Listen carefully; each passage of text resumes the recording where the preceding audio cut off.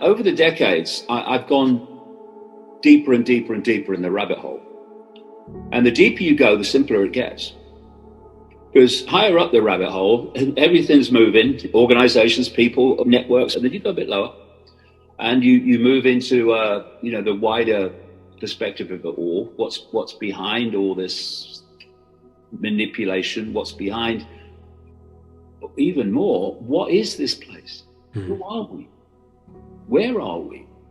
Why are we here?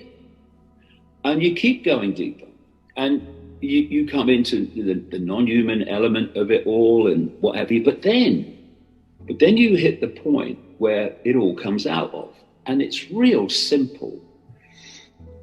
Perception comes from your state of consciousness, and perception becomes behavior, and collective behavior is what we call human society.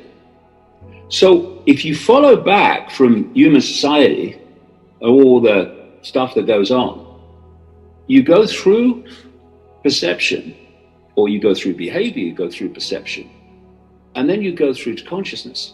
So what is driving people is their state of consciousness.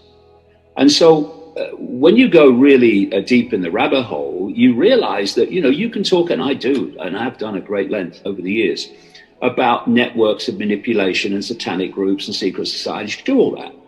And it needs doing, of course it does, so we know what's going on. But in the end, what's driving the secret society networks that I call the global cult that's behind the dystopian agendas is their state of consciousness. Those who are awakening and seeing it are awakening and seeing it because of their state of consciousness. And people are not seeing it because of their state of consciousness. So what is going on here? So when I started to realize that in the early 90s that this global network existed and what its game was, I started to ask the question, when did it start? And you comfortably go back into the ancient world. You go back into ancient Egypt, into ancient Babylon and Sumer and so on. And you see people coming in and going out, being born and then dying, being born and dying, well, the body dying anyway. They play a part in advancing this agenda and expanding it to its global state now. Then they pass on. And then other people come in, the next generation does it. And I looked at it and I thought there has to be a organizational force that's spanning this period of in, out, individual contributions to advancing this agenda.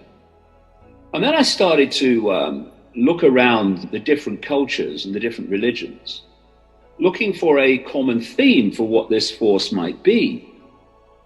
And you start to realize that actually, although they use different names, that they're describing the same force over and over again in all these different areas. So the Christians talk about Satan and the devil and demons. The Gnostics, who were not Christians in that sense, they talked about a negative force called Yaldabaoth and archons, which were the Christian demons.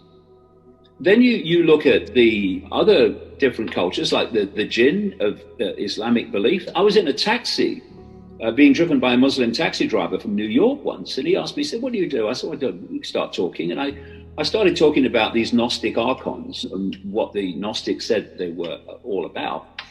And he said to me, "Well, that sounds like the jinn. That's just like the jinn." Yeah. Because you see this theme, the different names throw people, but it's the same theme. And I've just got a book out called Perceptions of a Renegade Mind. And the last chapter is called Escaping Wetiko. And it's called that because I then come across the name the Native Americans use, or at least the Cree tribal group use, for this same force. And they call it Wetiko. And basically what all these things are describing, all these different belief systems are describing, is a state of consciousness, a very inverted, chaotic, what we would call evil consciousness. But my definition of evil is the absence of love. Once love's gone, evil remains, but bring in love, evil's gone. And when I looked at how the Cree described Wetiko, it was the archons, it was Yaldabaoth, it was all these things. It's a state of consciousness that's in a very low vibrational frequency state, very chaotic, very inverted. That's why expressions of it, like Satanism and what have you, they use inverted symbols, for instance. Satanists invert the pentagram, they invert the cross. Mm-hmm. Inverting the cross is not to do with Christianity. The cross is an ancient symbol. They just invert everything. It's like the Nazis turned the swastika around to represent the negative force. So this Wetiko is a state of consciousness, which at its most extreme is what brought psychopathy into the world. Psychopaths, they have a list of traits. It's called the Hare test, named after the guy that developed the list. A list of traits which, if you have enough of them, you are officially designated a psychopath. Now, it's psychopaths, super psychopaths actually, that are driving the hoax and are driving the dystopia and the fascism globally. And the major traits of psychopaths is, number one, lack of empathy. The inability to put yourself in the experience of others you're affecting. Empathy is the fail-safe mechanism of human behavior. If you don't have empathy, there are no limits. There's no fail-safe mechanism to kick in. I can't do this to this person because I can empathize with how it must make them feel. No limits. So you're looking at your Bill Gateses, your Klaus Schwabs at the World Economic Forum, you're looking at Anthony Fauci, you're looking at some desperately Wetiko people in Britain who are driving the whole hoax here. And you're looking at Wetiko. They are expressions of this Wetiko. Satanism is expressions of this Wetiko at its most extreme. Lack of compassion is another major trait of psychopaths.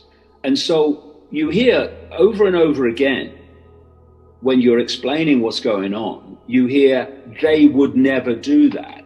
No, you would never do that. They would do it and get off on it. And it's understanding the scale of, evil inversion of life that we're dealing with, to grasp actually that they would do that, and they are doing that. But Wetiko is more than that. One of the great traits of psychopaths is they'll lie for as much as necessary to get what they want. There's no shame or embarrassment in lying. You lie. Why do you lie? Because I get what I want. I mean, I worked in the mainstream media for years at the BBC, on newspapers and radio stations back in the 70s and 80s. And it was always corrupt. But you look at this global media coordinated lying on a scale that I don't think we've ever seen before. And so that's a trait of Wetiko. This ability or feeling it's okay to lie by the minute and the hour in terms of the global media, to what? To promote the agendas of the psychopaths, the super Wetiko. And then you come down to the general population. You've got this great number of people who have lost the ability, if they ever had it, to process information into a conclusion. See, what people in control of their own minds do is they take information and they filter it and process it into a conclusion.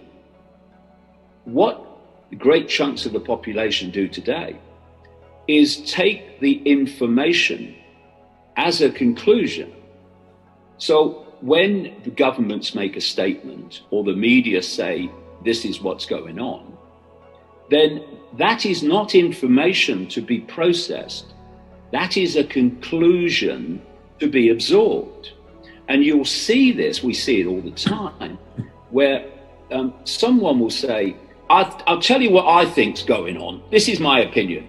And what comes out of their mouth is the official story, almost word for word, which they have processed into the illusion of their own opinion and their own conclusion. Now, these are all traits of Wetiko. And how does this work? Wetiko is, and this is all part of how do we get out of here?